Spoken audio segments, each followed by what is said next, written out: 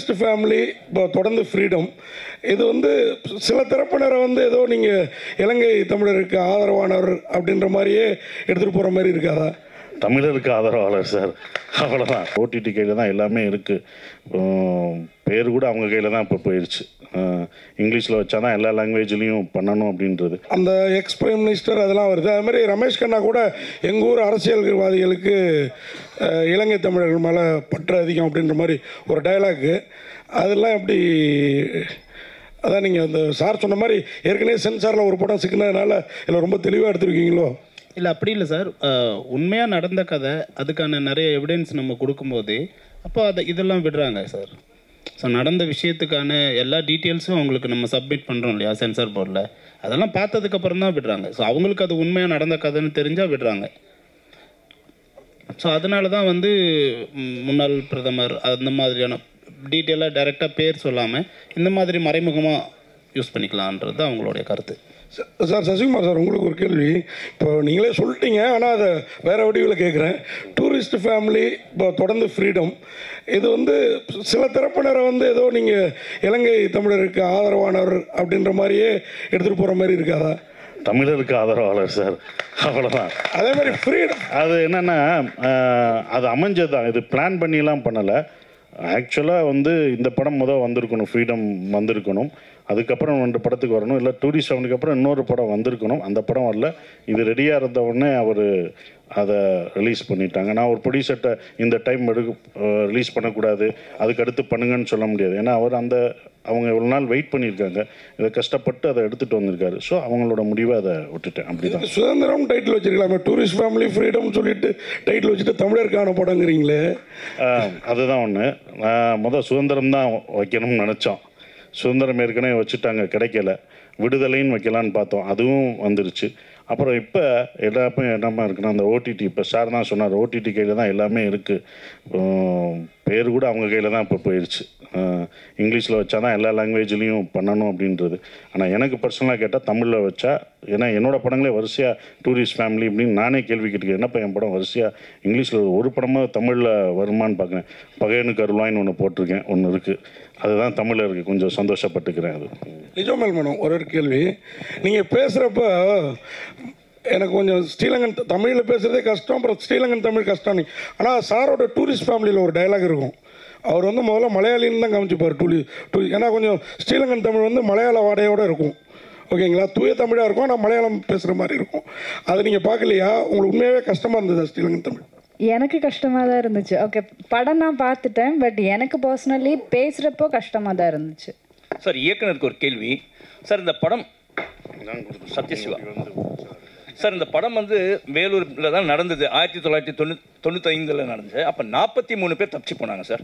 அந்த 43 பேரும் அன்னைக்கு வந்து கோர்ட்டில் வந்து விசாரணை அப்போ வந்து அவங்க வந்து ரெஃப்யூஜிஸ்ன்னு சொல்லவே இல்லை, அவங்க வந்து திட்டவட்டமாக விடுதலை புலிகள் அப்படின்னு தான் குறிப்பிட்டிருந்தாங்க. பட் இந்த சென்சாரில் வந்து நீங்கள் வந்து இது வந்து உண்மை சம்பவத்தை பேஸ் பண்ணி எடுத்திருக்கேன் அப்படின்னு சொன்னீங்க.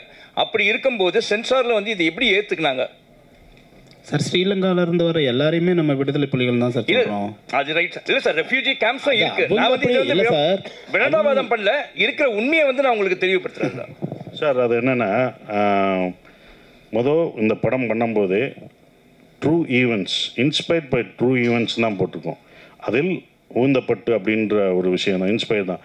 கேரக்டர்ஸ் எல்லாமே ஃபிக்ஷன் தான். இப்போ நான் இருக்கிறது, என் மனைவி இருக்கிறது, இதெல்லாம் நிஜம் இல்லை. அது வந்து ஃபிக்ஷனாக தான் காமிக்கிறோம். அதுக்குள்ளே இருக்க எல்லாருமே இந்த கேரக்டர்ஸ்லாம் ஃபிக்ஷனாக காமிக்கிறோம். அப்படி நடந்த ஒரு சம்பவத்தில் ஒரு கற்பனை கலந்து இருந்தால் எப்படி இருக்கும் அப்படின்றனால தான் அது வெளியில் வருது. நிஜமாக அப்படியே பதிவு பண்ணி இப்படி ஒருத்தர் இருந்தார், இப்படி ஒருத்தர் இருந்தால் அவங்க சென்சார் பண்ணியிருப்பாங்க. ஸோ அதெல்லாம் இல்லாமல் அப்படி ஒரு நிஜம் இந்த காலகட்டத்தில் நடந்த இந்த ஜெயிலில் இப்படி ஒரு ஜெயில் பிரேக் நடந்த இடத்துல ஒரு ஃபிக்ஷனாக இவங்கெல்லாம் வாழ்ந்தாங்கன்னா இப்படி இருந்தாங்கன்னான்ற ஒரு விஷயம் அந்த உண்மைக்குள்ள ஒரு ஃபிக்ஷனுக்கு ஊற்றி. இல்லை, அதே மாதிரி அந்த கைதிகள் வந்து அதில் தப்பிக்கிறதுக்கு முயற்சி பண்ணாங்களா சார்? அவங்க வந்து உண்மையிலே திறமசாலிகள் தான் சொல்லணும். ஏன்னா வந்து 153 மீட்டருக்கு தோணுனாங்க சார். அதுவும் 67 அடி வித்து வந்து பண்ணாங்க அவங்க. கதையும் சொல்றீங்க. இல்லை சார், இல்லை நான் அது அந்த மாதிரி செய்யலாம். அந்த எஃபர்ட்ஸ் இதை காமிச்சிருக்கீங்களா? அது நீங்கள் படம் பார்க்கும்போது கண்டிப்பாக இருக்கும்ண்ணே. எவ்வளோ இது பண்ணுறாங்க அந்த தப்பிக்கிறது. அந்த எஃபெக்டை தானே அந்த பையன் கொடுத்தாரு. ஆண்டனின்ற பையன் இது பண்ணும்போது எங்களுக்கு கை காலெலாம் போச்சுன்றாங்க பார்த்தீங்களா, அந்த எஃபெக்டோட இது தான். நிஜமாகவே தோண்டி போட்டிருந்தாங்க. அந்த நிஜ இதில் தான் போகணும், தண்ணி நிஜமாகவே வரும். இவர் எப்போ தான் முடிப்பார்லாம் எனக்கு தெரியும். ஒரு இடத்த ஒரு ஷாட்லாம் தண்ணி வந்துக்கிட்டே இருக்கும், அந்த மூடி அதுக்குள்ளேயும் போடணும். இவங்க கட்டும் சொல்லலை, அதுக்குள்ளேயும் நாங்கள் நிஜமாகவே பண்ணுற மாதிரி தான் அது இருந்தது. அப்படி அது அந்த மாதிரி தான் சார் இருக்கும். அது நீங்கள் இப்போ படம் பார்க்கும்போது உங்களுக்கு எப்படி லைவாக இருந்ததோ, ஏன்னா ஃபிக்ஷன் அதனால தான் காமெடி அங்கே பண்ண முடியாது, அங்கே ஒரு சாங்கும் பண்ண முடியாது. ஏன்னா ஒரு நிஜம் நடந்த ஒரு சம்பவத்தை அது ஃபிக்ஷனோட சொல்லும்போது அது பண்ணக்கூடாதுன்னு உங்களுக்கு அது தெரிஞ்சிருக்கு. நீங்கள் அதெல்லாம் பார்க்கும்போது இல்லை சார், நீங்கள் அந்த நியூஸ் பண்ணியிருக்கீங்க, அந்த இதை பற்றி உங்களுக்கு அந்த காலத்தில் நடந்த ஒரு விஷயம் தெரிஞ்சிருக்கு. இது நிறைய பேருக்கு அப்படி ஒரு விஷயம் நடந்தே தெரியல. ஏன்னா நம்ம கான்சன்ட்ரேஷனில் இந்த பக்கம் இருக்கும்போது இப்படி ஒரு சம்பவம் நடந்தது பேப்பர் செய்தியாக தான் அது இருந்திருக்கு, அதான் வந்திருக்கு sir. Thank you sir. Director sir, இந்த படத்தில் வில்லன் தமிழ்நாட்டு போலீஸும் இந்திய அரசியல்வாதிகளுமா? அது நீங்கள் கேட்ட கேள்வி கரெக்ட் சார். இந்த படத்தில் வில்லன் வந்து தமிழ்நாடு போலீஸ் இல்லை சார், அது ஒரு மலையாள போலீஸ் தான். ஆமாம் ஆமாம்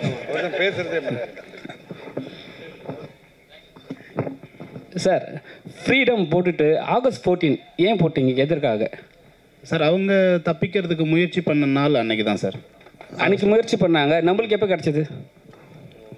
என்ன சார் இது கூட உங்களுக்கு தெரியாது சார்? இப்போ என்னன்னா நாங்கள் எப்படி எடுத்துப்போம் அதை சார்? ஃப்ரீடம் சார், இந்த கதையில் அவர் ஃப்ரீடம் ஆகஸ்ட் 14 போட்டது, நமக்கெல்லாம் ஆகஸ்ட் 15 தான்.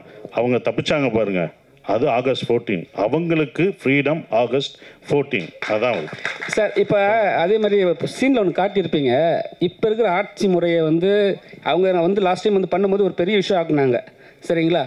இப்போ சொல்ல வேணாம், ஆனால் வந்து அந்த கொடியை காட்டியிருக்கீங்க, அந்த போராட்ட கொடியில் வந்து டிஎம்கே கொடி இருக்குது. இப்போ ஏதாவது பிரச்சனை பண்ணாங்கன்னா என்ன பண்ணுவீங்க? இல்லை சார், இது கொடியே இல்லை சார், அது சென்சாரில் அதெல்லாம் எதுவுமே காமிக்கலை சார், அதில் கிடையாது சார். இல்லை சார், அந்த போராட்டம் ஒரு சீன் காட்டுவீங்க, அதில் இருந்து பிளாக் அண்ட் ரெட் இல்லை, அது போட்டால் அது சென்சார், அது இதில் தான் இருந்திருக்கும். மேபி இந்த யூடியூப்பில் உங்களுக்கு காமிச்ச வெர்ஷனில் தான் இருந்திருக்கும். அது வந்து எதுலேயுமே வரல, படத்துலையோ யூடியூப் சேனல்லையோ வரல. உங்களுக்கு ரெண்டு காமிச்சாங்க பார்த்தீங்களா? ஒன்று இவங்க இப்போ உங்களுக்காக காமிக்கப்பட்டது ஸ்பெஷல், இன்னொன்று வந்து யூடியூப்லேயும் தேட்டர்லேயும் வரப்போகிற ட்ரெய்லர் வராது சார். சசி சார், இந்த டூரிஸ்ட் ஃபேமிலி படம் 90 கோடிக்கு மேலே வந்திருக்கு, கிட்டத்தட்ட 100 கோடி வந்திருக்கு. ரொம்ப சந்தோஷமாக இருக்கீங்க. அந்த தாக்கம் பாதிப்புலாம் அடுத்தடுத்த படங்களில் உங்களோட தனிப்பட்ட இதில் ஏதாவது பிரதிபலிக்கா? எப்படி இருக்குது தனிப்பட்ட பிஸ்னஸில், சம்பளத்தில், அடுத்தடுத்த விஷயங்களில்? அதான் அன்றைக்கே நீங்கள் கேட்டதுக்கு பதில் சொல்லிட்டேன்ல, உங்களுக்கு தான் அந்த பதிலே அன்றைக்கி சொன்னேன். நீங்கள் கேட்டதுக்கு தான் அன்றைக்கி பதில் சொன்னேன். அதை நான் உங்கள்கிட்ட சொல்லிட்டு போயிட்டேன். பாதி பேர் பாராட்டுறாங்க, மீதி பேர் நீ என்ன காந்தியா, உனக்கு தேவையா, கடைக்காரங்களாம் கேட்குறான், நீ எதுக்கு விட்டு கொடுக்குற, எவ்வளோக்குள்ளே பாராட்டுறான்னு அந்த பக்கம் திட்டம் விழுகுது. இது உனக்கு தேவையா, நீ வாட்டுக்கு வேகமாக சொல்லிட்டு வந்துட்ட. வெளியில் போனதுலேருந்து எனக்கு அதுதான், இது யாரா பெரிய நீ இது வர அப்படின்னு சொல்லி அந்த மாதிரியும் வருது. அது இன்னொன்று புரிஞ்சுக்கணும், நிறைய பேர் அந்த படம் வெற்றி அடைஞ்சனால, டூரிஸ்ட் ஃபேமிலினால நான் நிறைய இதாகிட்டேன்ட்டு, அப்புறம் என்ன, அதாவது அப்போ இன்ட்ரெஸ்ட்லாம் போடாமல் இருப்பாங்கல்ல, விட்டு கொடுத்து அவங்கெல்லாம் கொடுத்துருப்பேன்ல, அப்புறம் என்ன இன்ட்ரெஸ்ட் கொடுக்கலாம்ல, டூரிஸ்ட் ஃபேமிலி அவ்வளோ போதேன்னு படத்தில் இருக்கவங்களே கேட்குறேன். நான் சொன்னேன், அது ப்ரொடியூசருக்கு போங்க, எனக்கு கரெக்டாக வந்த சம்பளம் வந்தால் போதும் அப்படின்னு தான் இருந்தேன். அது ப்ரொடியூசருக்கு தான், நமக்கு இல்லை. $1 மில்லியன் அவங்களுக்கு தான் அந்த டாலர்லாம் போயிடுச்சு. டைரக்டர், நீ எப்போ வந்த? அப்படியா? இங்கே தான் இருக்கேன், அவனை பார்க்கவே இல்லையா?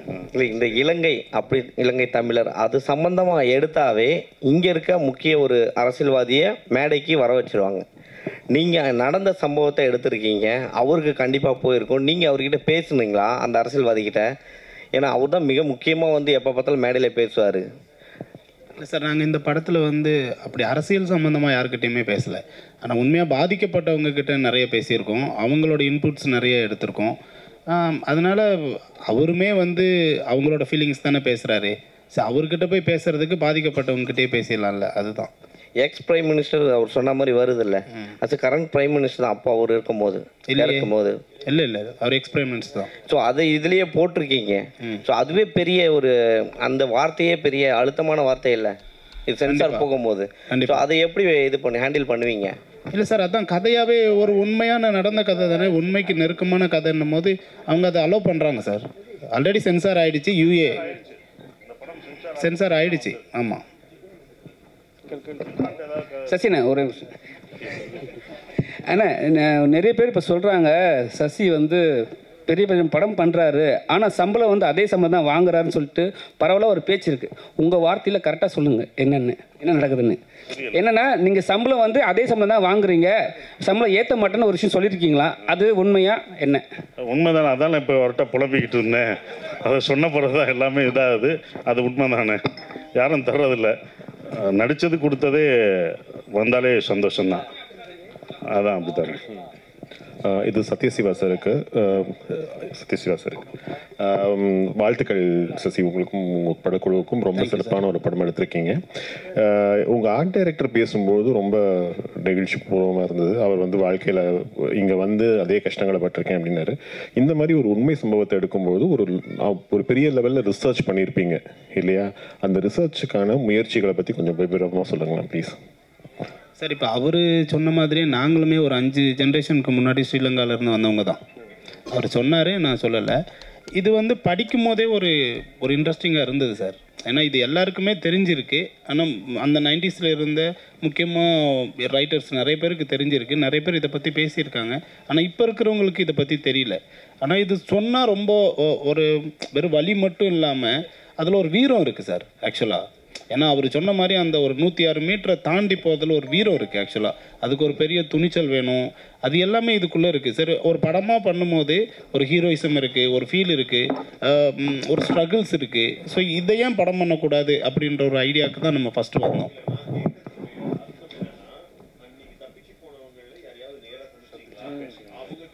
இல்லை சார், அவங்க டைரெக்டாக சந்தித்து போனவங்கக்கிட்ட நம்ம பேசலை. ஆனால் சந்தித்து போனவங்களோட உறவுகள் இருக்காங்கல்ல, அவங்கக்கிட்ட பேசணும்.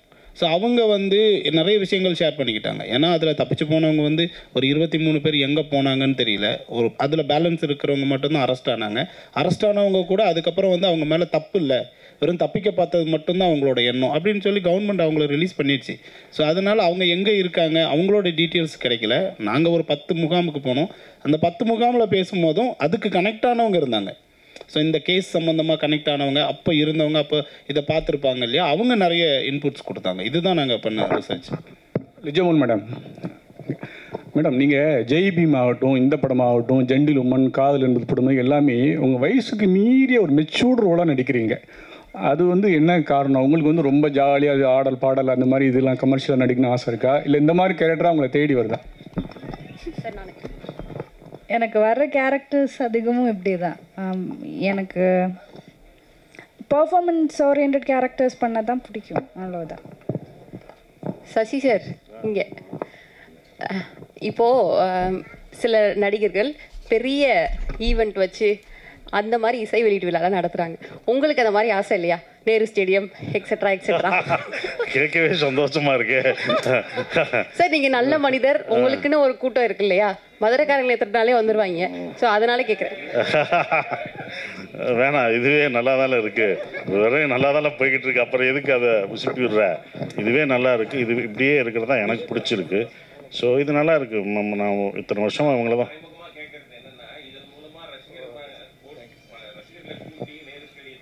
ரசிகர் மன்றம் இல்லை, அப்படி எனக்கு ஆக்சுவலாகவே எனக்கு அது எனக்கு பர்சனலாக அது பிடிக்கல. ஏன்னா இவங்க ஏற்கனவே ஒரு படம் அப்படி தான் வந்து காலேஜில் போய் காலேஜ் ஸ்டூடெண்ட்டை வர வச்சு அதை பண்ணணும் அப்படின்னு சொல்லும்போது அது வேணாம், அது ஒரு இன்ஸ்டிடியூஷனு, அங்கே போய் நம்மளுடைய படங்களை போய் ப்ரொமோட் பண்ண வேணாம் அப்படின்னு நான் பர்சனலாக நினச்சேன். அதனால தான் நான் நந்தன்லையும் பள்ளியும் டூரிஸ்ட் ஃபேமிலியும் 2 ப்ரொடியூசரை தப்பிச்சிட்டேன். இவர் கேட்கல, அதனால் இன்னும் தப்பிச்சிட்டேன். அதுக்கப்புறம் பண்ணுவேன்னா பண்ணுவோம், அது ப்ரொடியூசரோட ஃபோர்ஸ்னால தான் அப்படி பண்ணுவேன். ஆனால் எனக்கு பர்சனலாகவே என்னுடைய படங்களை ஒரு காலேஜுக்கு போய் அது இன்ஸ்டிடியூஷன் படிக்க வந்திருக்காங்க, அங்கே போய் நான் விளம்பரப்படுத்தி என் படத்தை பாருங்கள், அந்த கூட்டத்தை நான் மிஸ்யூஸ் பண்ண விரும்பலை. அவங்களோட படிப்பையும் ஏன்னா அவங்க அதுக்கு தான் வந்திருக்காங்க, அதை நான் மிஸ்யூஸ் பண்ணக்கூடாதுன்னு நான் அதில் இருந்து பண்ணுறதில்ல. அதை தான் நான் விலகியிருக்கேன். சார் ஜிப்ரான் சார் மேடையில் பேசுகிறப்ப ஆர்கே சுலமணி சார்னு நினைக்கிறேன், ஏழைகளின் இளையராஜா அப்படின்னாரு. நீங்கள் அதை எப்படி எடுத்துப்பீங்க? ஏன்னா இளையராஜானா 2 கருத்து இருக்குது. மியூசிக்லேயும் ஒரு சிறப்பு, எல்லாத்துலேயுமே சிறப்பு. நீங்கள் மியூசிக்கில் இன்னும் சிறப்பாக இருப்பீங்களா, இல்லை அவரை மாதிரி ஆக்டிவிட்டீஸ்லையும் இறங்கிடுவீங்களா?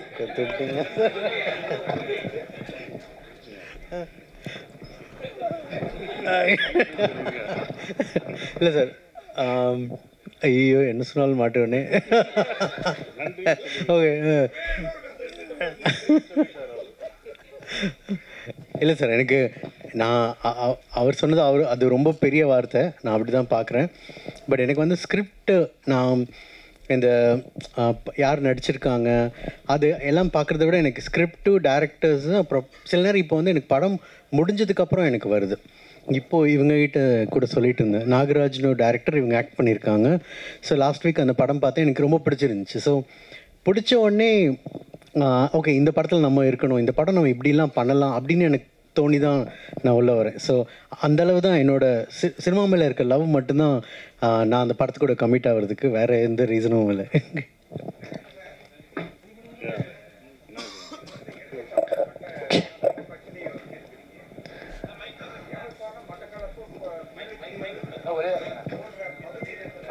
சார் ஒரே ஒரு நிமிஷம் சார், ஒரே ஒரு நிமிஷம், மைக்கை மட்டும் கொடுக்குறோம், இறுதி கேள்வியாக இருக்கட்டும்.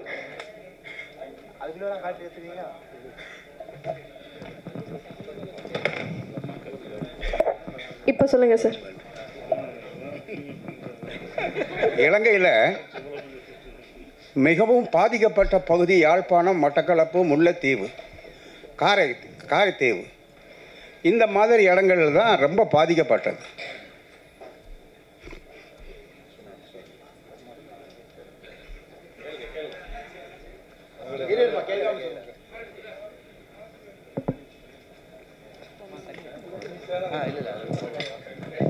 அண்ணா சொல்லுங்கண்ணே, பரவாயில்ல சொல்லுங்கள், நீங்கள் மனசில் இருக்க சொல்லுங்கள், கேளுங்கண்ணே, ஒன்றும் இல்லை, சாரிண்ணே, அதான் சாரிண்ணே சொல்லுங்கண்ணே, கேளுங்கண்ணே.